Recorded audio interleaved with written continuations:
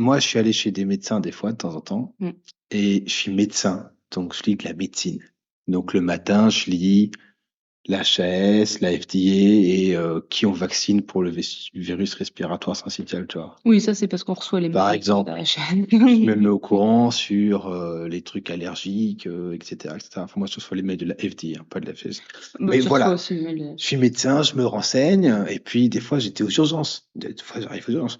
Aux urgences, t'arrives, des fois, ils te pètent des diagnostics en 40 secondes, tu vois. Oui. Et moi, j'ai pris des nouveaux patients là, et c'est toujours un plaisir. Mm. Parce que il y a tu vois, t'es là, t'es psychiatre, et tu sais que les mecs, ils veulent te raconter leur vie et tout, et c'est normal. Ça Mm. fait partie du boulot.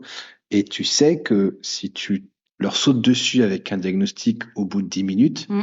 tu perds des points. Tu vois, Mm. on n'est pas des crétins. Tu vois, je veux dire, la personne comme ça. Tu C'est vois, bah, ça. tu le connais pas. Bon. Sauf que des fois. Sauf que des Mm. fois, hier, j'en ai vu un, mec, il a 50 ans, il te le dit comme ça. Il dit, tous les hivers, c'est l'enfer. Il y Mm. a chez lui des fusils à pompe, des armes à feu. Ça fait 50 ans que ça dure. Il a commencé à 15 ans. Dans la famille, il y a des suicides, il y a de l'alcool, de la violence, de la prison, des addictions. C'est une catastrophe. Et il te dit, je te jure, il te dit, ouais, putain, je fais des dépressions de ouf hier. Et puis après, ça fait, alors il y a des fois, oh, je m'arrête pas, hein, c'est pas possible, je dors pas, je m'arrête pas, Ouais, c'est j'écris des ça. trucs et tout, je m'arrête pas, mais c'est pas agréable, hein. Oh, je suis odieux quand c'est comme ça. Pff, oh là là, je peux plus. Et, Et tout ça dans les 10 premières minutes, dans les spontanément. 10 premières listes spontanément, j'ai besoin de rien faire. Je suis là et Mm. c'est à tes données comme ça. T'es cardio. Mhm. Le type, il vient, il te dit, putain, je suis fatigué. Dans ma famille, il y a des insuffisances cardiaques. Mon père a fait un infarctus. Ma mère a fait un machin. Je suis moi-même obèse. Je commence à faire des œdèmes. Au fur et à mesure, là, je prends du poids et à Noël, j'ai mangé des huîtres et j'ai pris 3 kilos et j'arrive plus à respirer. T'as un diagnostic d'insuffisance cardiaque. C'est tout. Voilà. Alors, des fois, le cardio, il se paye un kiff. Il dit, tiens, c'est peut-être pas ça. Mhm. C'est peut-être une décompensation asthmatique Mhm. ou une amylose Bon, de il élimine le présentation, risque, machin. quoi. Il élimine, tu vois. Ouais. Mais en moyenne, eh ben, c'est une insuffisance cardiaque. Et donc, moi, si tu te pointes chez moi et que tu présentes des phases dépressives récurrentes qui sont de plus en plus intenses, avec des phases d'agitation estivale qui sont de plus en plus dépressives, et que dans ta famille, il y a de la psychiatrie, et que tu te fais des tentatives de suicide, mais que le fusil à pompe s'enraye, eh ben, tu as un diagnostic de maladie maniaco-dépressive. C'est ça. Alors, tu peux appeler ça trouble bipolaire, tu peux appeler ça cyclothymie, tu peux Mhm. appeler ça comme tu veux. J'en ai rien à foutre. Ça n'a aucun intérêt. Ça n'a aucun intérêt. Il faut du lithium. Il faut du lithium hier. Et il y a même des Mhm. psychiatres, les grands tarés, dans ce cas-là, ils se disent, putain, le temps presse. Lui, il va pas faire 50 dépressions Mhm. encore. Les enfants sont grands. Mhm. Il y a un gamin qui part faire ses études, après il est tout seul. C'est le seul facteur protecteur. C'est ça. Le chien est mort d'un cancer. Cet hiver, il faut qu'il soit en forme parce qu'il va arriver au bout, tu vois. Mhm. Et du coup, il y a des psychiatres qui te prescrivent du lithium et de la lamotrigine en même temps. Mhm. Les gars, ils sont complètement fêlés, ils en mettent deux d'un coup. Ils se posent pas la question de savoir si c'est dans l'AMM ou dans le Vidal ou machin ou je sais pas quoi. Il y a des études, deux d'un coup, ça marche mieux que tout seul. On n'a pas 50 000 de chance, on y va. Parce que quand tu vas chez le psychiatre et que tu as un trouble bipolaire, en moyenne, faut 2 ans avant d'être stable. Il y a des gens, ils ont pas 2 ans, Mhm. tu vois. Et le type, en fait, il est tombé sur moi, mais c'est un hasard complet, si tu veux. Oui, C'est un d'accord, hasard. c'est ça. Il y a une boulangère, je crois, dans la ville avec laquelle il est pote qui lui a dit, putain, tu sais que j'ai vu une vidéo et le gars, il parle de trouble bipolaire et je pense que ça te ressemble. Et j'ai ouvert les créneaux et paf, il a pris un rendez-vous. Je sais pas si tu Ouais, imagines ouais, à bah. quel point ça se joue à rien parfois. Et en même temps, tu te dis, parce que là, le gouvernement a remboursé le dispositif Mon Psy. Oui. Les gens aiment bien les psychologues et ils aiment pas les psychiatres. Et ils ont raison. Mhm. Moi, j'ai vu les réanimateurs. Je déteste les réanimateurs. Le gars, il venait nous Ah, voir je suis pas d'accord. et il devait dire à notre fils si le fiston allait Ah, ouais. crever ou pas. C'était pas agréable Mhm. du tout de Bah, c'est voir ça. le Mhm. réanimateur. Moi, j'ai vu des psychologues. Et ils étaient sympas, les mecs. Ouais. C'était fondamentalement ça. Et ils pouvaient être sympas et n'être que sympas, tu Et vois. s'ils sont très sympas, ils peuvent même vous diagnostiquer HPI Et moi, en plus. quasiment tous les patients que j'ai, ils sont diagnostiqués HPE. Donc ça, c'est encore un autre sujet. Mais tu vois, quand tu es psychologue, c'est plus facile, je pense. Tu as toute la partie où tu dis aux gens, écoutez, vous avez une maladie mentale grave qui va vous tuer si on ne fait rien. Il y a des gens qui ont un diabète, s'ils prennent pas leur C'est insuline. psychiatre, ça. Psychiatre, ouais. Pas des Si- psychologues. S'ils prennent pas leur insuline, ils meurent. Et il y a des gens, s'ils ne prennent pas leur lithium ou leur quetiapine, ils meurent aussi. Voilà. C'est jamais agréable comme truc. Bah, c'est ça. Et donc, la majorité des gens rencontrent des psychologues avant de rencontrer des psychiatres. C'est comme ça. Moi, sur LinkedIn, je suis suivi par des psychologues majoritaires. Il y a 7% des gens qui sont des gens du gouvernement qui me suivent, et donc j'imagine qu'ils vont à un moment commenter sur mes interventions, et j'ai hâte de voir ce que ça va donner. Mais sinon, la majorité, c'est des psychologues, et c'est bien, tu vois, c'est bien. Le gouvernement a financé ou est en train de financer le dispositif Mon Psy, qui est étendu. Donc maintenant, il y a 12 séances. La Sécu rembourse 60% de ces séances et le 40% c'est remboursé par la mutuelle. Ok. Et du coup, ma proposition à moi, c'est de faire un diagnostic simple. Est-ce que vous avez fait plus de 3 dépressions dans votre vie? Oui.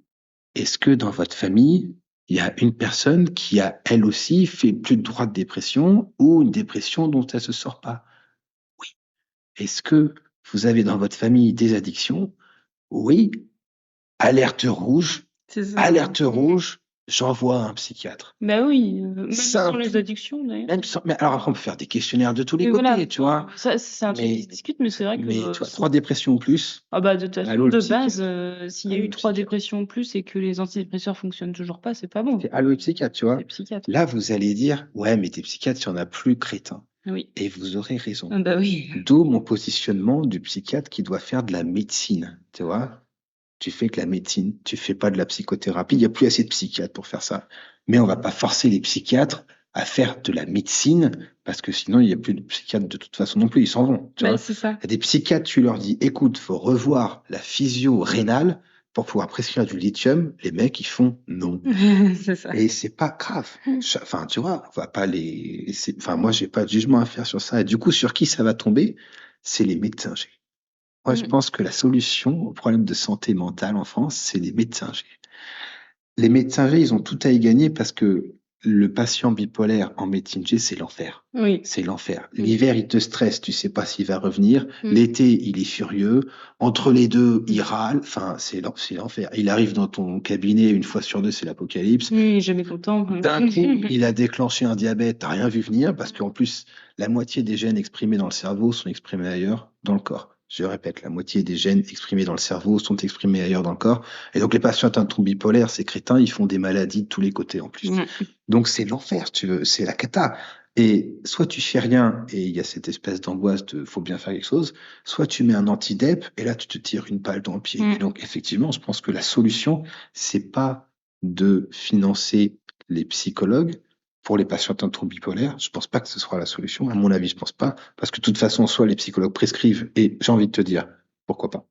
Soit les médecins G s'y mettent, et il faut que les médecins G puissent savoir les patients et qu'on leur dise, écoutez, là, c'est super chaud. Voilà. Mais tu vas pas faire un diagnostic de médecine G, de troubles bipolaires en médecine G. Non, bah non, ça c'est compliqué. Sauf sur les cas PT de chez PT. Oui, mais après, il y a le traitement à mettre en place. Et c'est normal qu'ils connaissent. Et du coup, le médecin G de ce patient, le patient était allé le voir en lui disant, je pense qu'il me faut du lithium.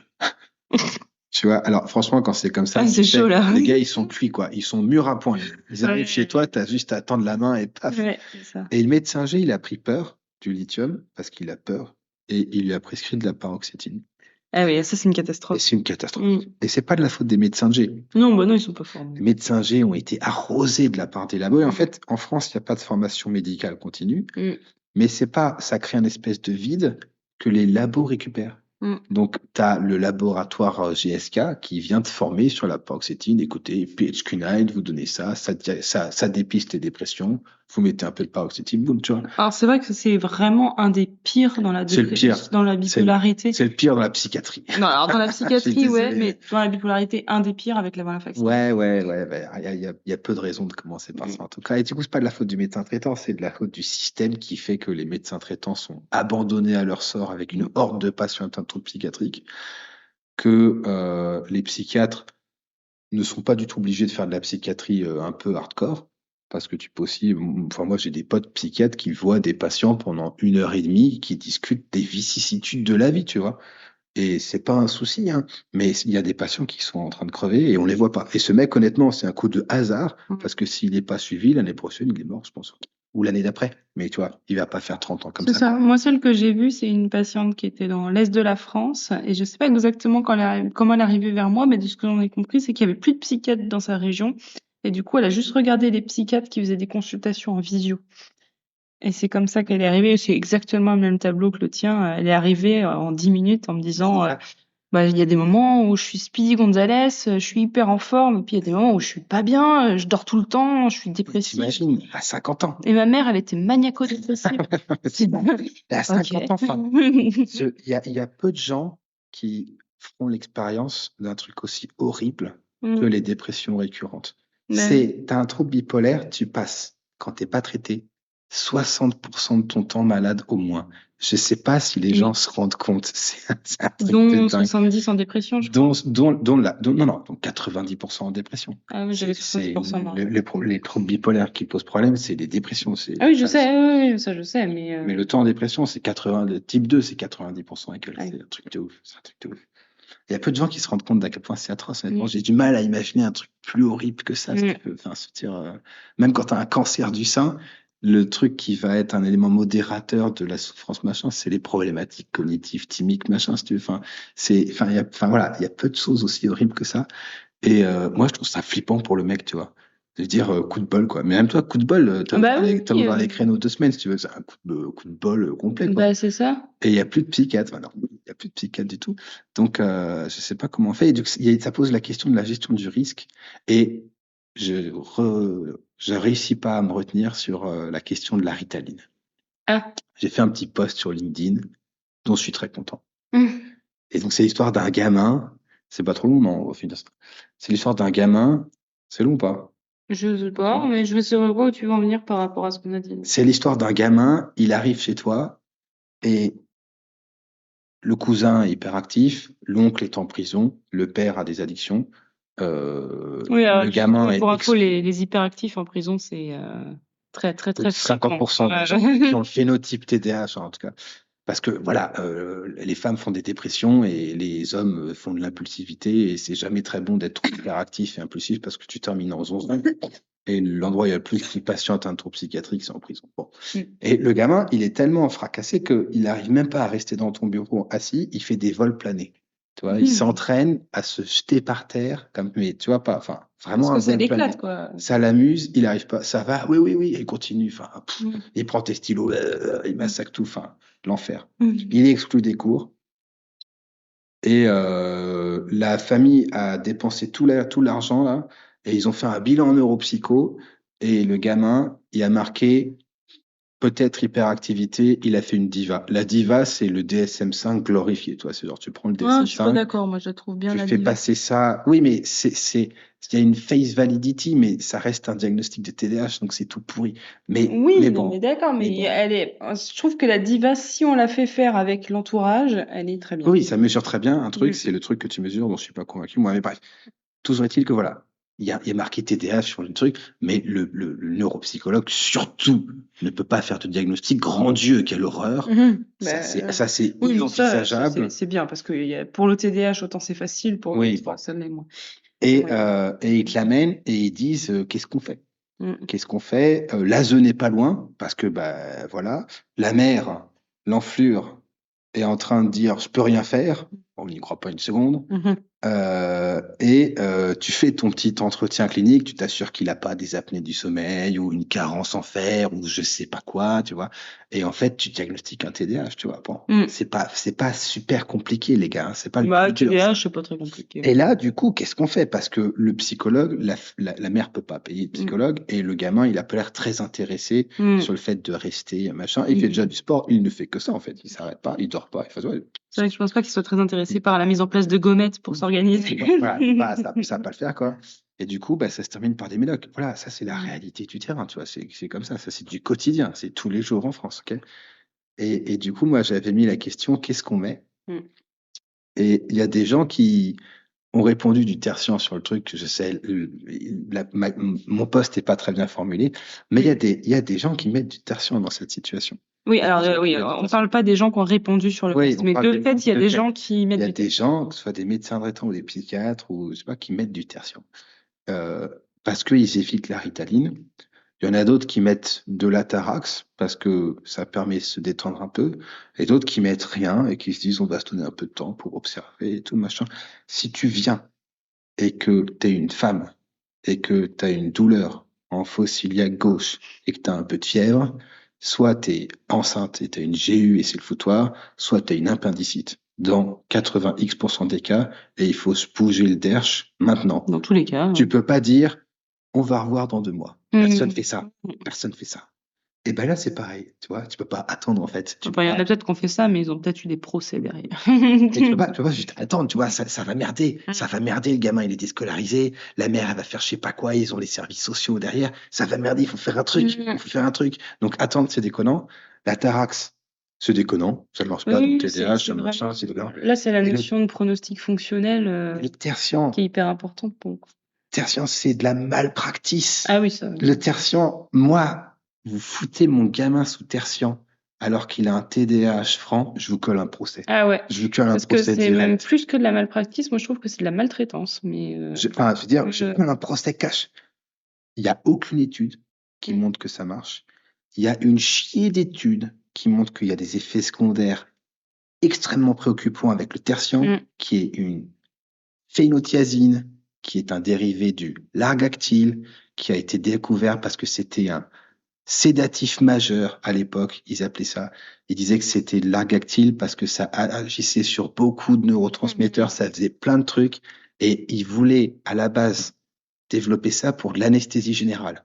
Alors, grosse surprise, ça sédate, ça peut donner des problématiques motrices irréversibles, c'est diabétogène, c'est obésogène, ça favorise les infections, qu'elles soient sur le tractus respiratoire, parce que les voies respiratoires sont asséchées, ou sur le tractus urinaire, enfin, Et on ne sait pas quelles conséquences cognitives ça a si, sur le on sait, c'est délétère sur le plan cognitif, et il y a des études qui ont montré qu'il y a une dose réponse de mortalité avec ces molécules, mais qui est indiscutable. C'est indiscutable. C'est comme si tu commençais à me dire, ouais, la chimio, est-ce que ça fait vraiment vomir? Non, c'est indiscutable. Ça veut pas dire qu'il faut pas s'en servir. Il y a des patients sans siamimazine, sans tertian, ils hallucinent plein gaz, et heureusement qu'ils existent. Mais pour les gamins qui ont une suspicion de TDAH, c'est une erreur médicale majeure. La pharmacie délivre un traitement sans roncher parce que c'est rentré dans les habitudes, mais c'est pas parce que l'habitude est prise que l'habitude est bonne. Okay, oui. Et donc en fait, dans ce cas-là, mais donc c'est là que les pharmaciens pourraient faire aussi un travail de barrage. Un travail de barrage, mais ça n'est pas vraiment fait. Alors par contre, il y a un travail de barrage qui est fait sur la Ritaline. Ah oui, c'est pas. Ça, il y a un travail de barrage administratif déjà, parce qu'il faut que des patients atteints de TDAH et leur famille, atteints souvent de troubles cognitifs moins francs, plus discrets, mais aussi, s'organisent pour y aller le jour même, ne pas paumer les ordonnances, ne pas paumer les comprimés. Bon, je ne me prononce pas sur le sujet. Tu peux, il faut amener une ordonnance sécurisée pour avoir de la Ritaline, mais dans l'échoppe à côté, tu as des clopes et de l'alcool en vente libre. C'est pas grave. C'est pas grave. C'est pas très grave. Mais en fait, la Ritaline est remboursée par tous les pays au monde et depuis des années dans ces situations parce que les gens meurent moins. Les gamins meurent moins sous Ritaline quand ils ont un TDAH que quand ils l'ont pas. Mais de beaucoup, hein. C'est pas juste ils meurent un peu moins, c'est ils meurent nettement moins. Ils meurent moins d'accidents de la route, ils meurent moins parce qu'ils se font c'est moins. pas de leur fait, c'est les adultes du coup qui. Non, oui, les gamins et les adultes, pas tout le monde en fait. Oui, oui, tout le voilà, monde. Les gens atteints de TDAH, tout le monde. Excuse-moi. Ils meurent moins d'accidents, quels qu'ils soient. Ils se font pas renverser parce qu'ils regardent de mieux de la route. Ils font moins d'accidents domestiques. Et puis après, ils font moins de dépression. Ça réduit les risques d'addiction. Enfin, je veux dire, c'est bénéfique. C'est en médecine, la Ritaline, c'est un des médocs qui marche le mieux en médecine. En médecine. Oui, pas seulement. Allô, est-ce que tout le monde m'entend? En médecine, et ça marche le jour même. C'est un truc de fou. C'est un truc de fou. Et malheureusement, pour des gens qui en ont besoin, on n'en file pas. et on file des trucs qui ne marchent pas et qui sont montrés dangereux. C'est une honte. C'est une honte. Et donc, en fait, c'est pareil. Les gens ont peur de la Ritaline et du coup, ils prescrivent du tertium. Les gens ont peur du lithium et du coup, ils prescrivent de la paroxétine. Et donc, en fait, on vaut pas mieux on s'est pas adapté, tu vois. Je veux dire, le cerveau humain, c'est pas adapté, quoi. C'est pas rentré. Alors, tu vas me dire, pourquoi c'est comme ça? Je vais te dire, il y a pas de formation médicale continue, donc il y a pas de secret. Tu vois, c'est pas tu te lèves et paf, le savoir médical accumulé sur des années te rentre dans la tête. Et quand tu prescris un peu trop de Ritaline par rapport à la moyenne du pays, tu vois, tu te fais un peu fliquer aussi. Enfin bon, c'est un autre sujet. Donc voilà, morale de l'histoire, il ne suffit pas d'avoir peur pour prendre la décision, il faut regarder si la peur est justifiée ou pas. Dans le lithium, elle l'est pas. Sur le méthylphénidate, elle l'est pas. Il y a des effets secondaires. Méthylphénidate, il y a des enfants qui meurent. Si tu as des anomalies cardiaques structurelles, ça peut te tuer. Il n'y a aucun problème. Et vu que tu le balances à des millions de personnes, il y en a bien un qui va mourir alors qu'il n'y avait rien de possible. Ok. Mais quand tu en as un qui meurt et que tu en as 3000 qui sont sauvés, tu prescris. Ok. Ça s'appelle la décision rationnelle. C'est l'esprit rationnel. Et donc, il faudra qu'on fasse les vidéos sur la DBT pour pouvoir illustrer le propos esprit éclairé, rationnel, émotionnel, machin. Voilà, c'était mon avis. Est-ce que tu as des choses à rajouter?